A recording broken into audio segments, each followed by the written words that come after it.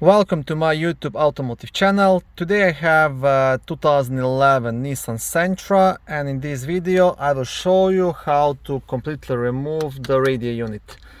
This video applies to 6th generation of Nissan Sentra, so-called the B16s, made from 2006 all the way up to 2012.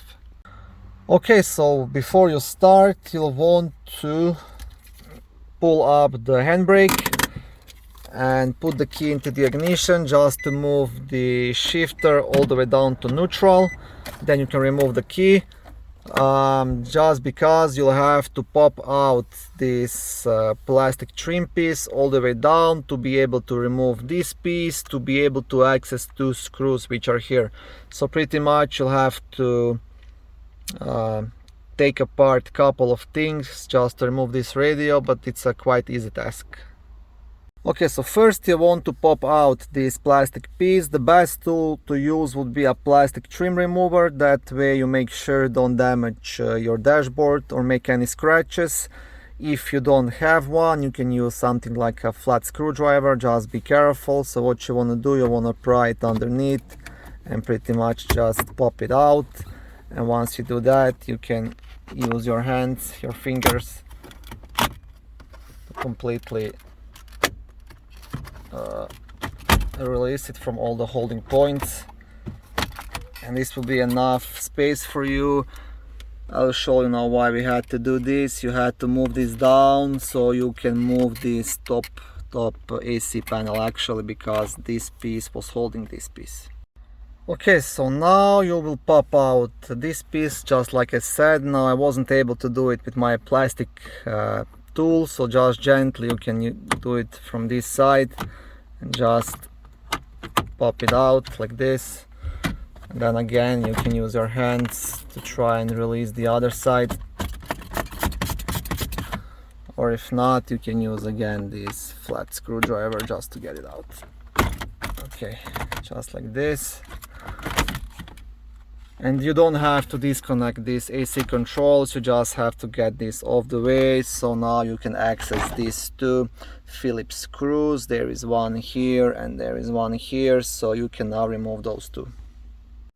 Okay, so these are the screws. Now the next thing to do would be to pop out this top plastic piece. You can also use it your plastic trim remover or a flat screwdriver, whichever you find easier or better. There's a couple of plastic clips holding it at a couple of spots.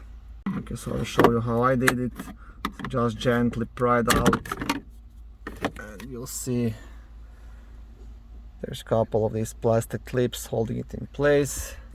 And once you do that, you will have again two Phillips screws holding this complete assembly. So you will have one screw here and one here, so you can remove those two.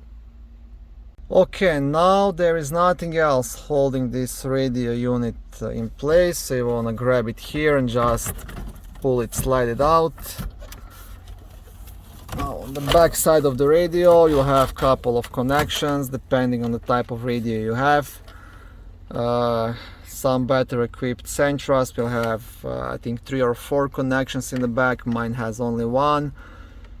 So to disconnect these wires, you'll have like a small clip right here which you want to push and then just wiggle the wires out, and this other one you just have like a small clip here on the side to push and pull it out.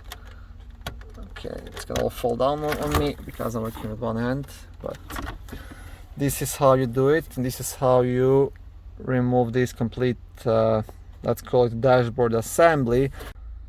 Now to completely remove the radio from this assembly, the radio is held by this metal bracket and there is a couple of screws still holding it.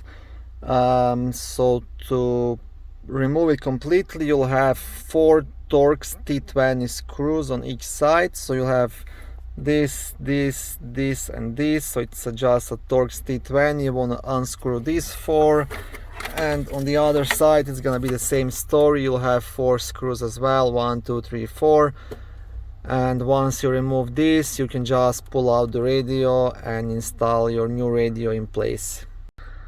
Now, if you are replacing this radio unit with another factory radio from a different Sentra, make sure to get radio code that came with that new radio, because if you don't have the code, this new radio might be locked, and then you'll have to call the dealer, give him the donor vehicle serial number and the radio serial number for them to give you the code, and that might cost you. So that's something to keep in mind, but most likely you'll be upgrading this radio to the aftermarket radio. In that case, you'll have to get the right radio kit, which is gonna fit in nicely into this dashboard piece, and you'll also have to get the wiring that's gonna fit into your new radio, and which is gonna connect to this existing connection here, and then the other end will connect to your new radio. So these are two things you'll have to get. So you'll have to get the right radio wiring harness, and you'll have to get the radio kit if you are installing the new aftermarket radio. Okay, thank you for watching my video. I hope it was helpful and educational. If it was, please like it and consider subscribing and joining my YouTube automotive channel. On my channel there is lots of how-to videos, do-it-yourself videos, car reviews, product reviews and other similar automotive topics.